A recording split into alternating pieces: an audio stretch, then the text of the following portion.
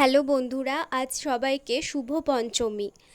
আজকে আমি বেরিয়ে পড়েছিলাম বোলপুরে কিছু ঠাকুর দেখতে। তো চলো আমি তোমাদের সঙ্গে সেরকমই কিছু আহ, বোলপুরের কিছু ঠাকুর মণ্ডপের প্যান্ডেল শেয়ার করব। এটা ছিল বোলপুরের জাগরণী ক্লাবের মণ্ডপসজ্জা।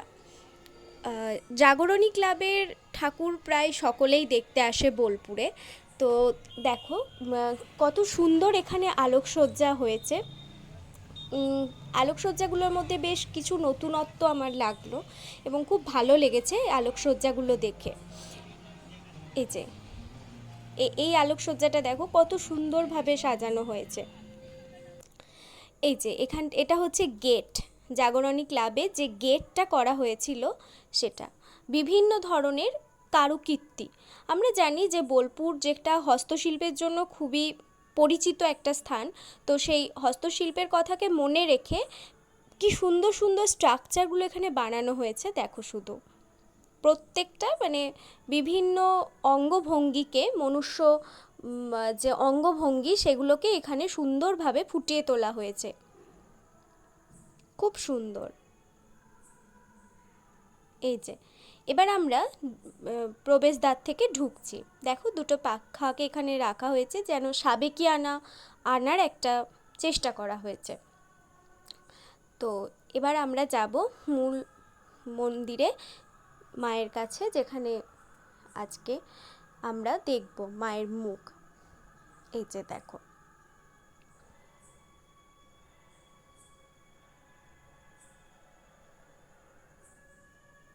এই যে দেখো মাকেও এখানে খুব সুন্দরভাবে সাজানো হয়েছে এবং আমরা দেখতে পাচ্ছি মায়ের নিচেতে রয়েছে শিব। এই দেখো মায়ের মূর্তিটা দেখো কত সুন্দরভাবে ফুটিয়ে তোলা হয়েছে।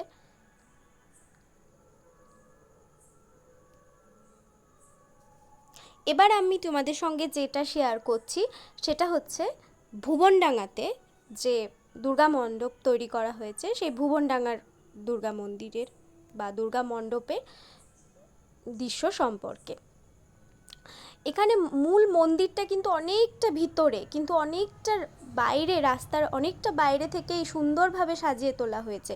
এবং দেখো আমি যেটা মানে একটা জিনিস দেখলাম যে আগের যে প্যান্ডেলটা আমরা দেখলাম বা যে আলোকসজ্জাগুলো দেখলাম সেখান থেকে আবার এখানে যে আলোকসজ্জাগুলো রয়েছে দেখো এখানটা হচ্ছে আবার বিভিন্নতা রয়েছে, মানে একটা পার্থক্য রয়েছে দুটোর মধ্যে, যেটা আমার খুব ভালো লাগলো। সত্যিই খুব সুন্দর।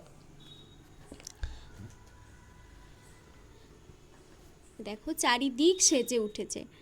আজকে পঞ্চমী, তাও রাস্তায় ভীষণ ভিড় ছিল, কারণ আজকে থেকে মানুষজন বেরিয়ে পড়েছে। আর এবছর যেহেতু 3 দিন পুজো, তো স্বাভাবিকভাবেই মানুষজন রাস্তায় বেরিয়ে পড়েছে প্রায়।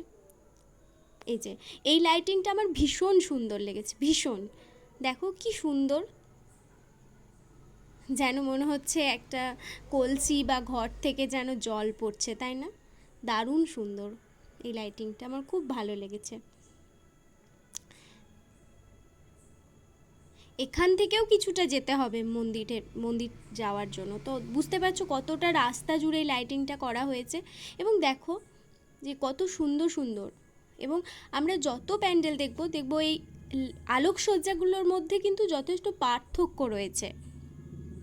এই যে কি সুন্দর না আলোকসজ্জাগুলো, দেখুন। সত্যিই মনে হচ্ছে যে মানে আজকে থেকে আমাদের এখানে পুজো পুজো মনে হচ্ছে।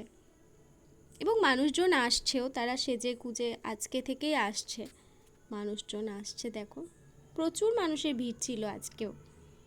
তো আমি কিন্তু ঠাকুর দেখতে বেরোইনি, আমি আসলে গিয়েছিলাম একটু বাজার। তো বাজার থেকে আসার পথেই এই মন্দিরটা পড়লো, বা ওই আগে তোমাদের সঙ্গে যে মন্দিরটা শেয়ার করলাম সেটাও। এই মণ্ডপের যে আলোকসজ্জা বা প্যান্ডেল, প্রত্যেকটা জিনিস আমার ভীষণ ভালো লেগেছে, ভীষণ, খুবই সুন্দর। কি সুন্দর একটা ঝাড়বাতি দেখো।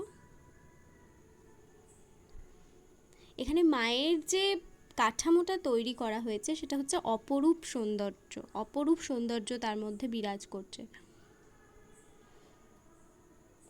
এই যে দেখো একচালা, অর্থাৎ একটা এর মধ্যেই সমস্ত দেবতা বা সমস্ত ঠাকুর কিন্তু রয়েছে এখানে।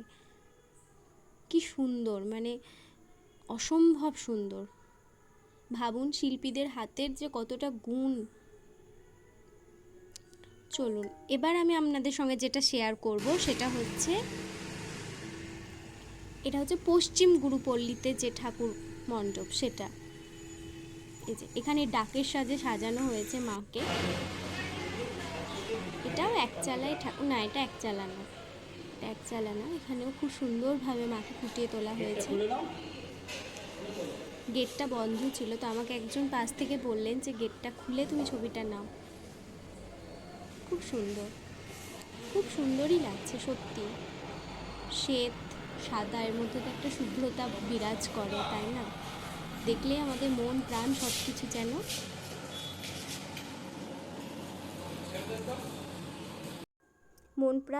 জুড়িয়ে যায়। আমার চ্যানেলটা যদি ভালো লাগে please like, comment and subscribe করো।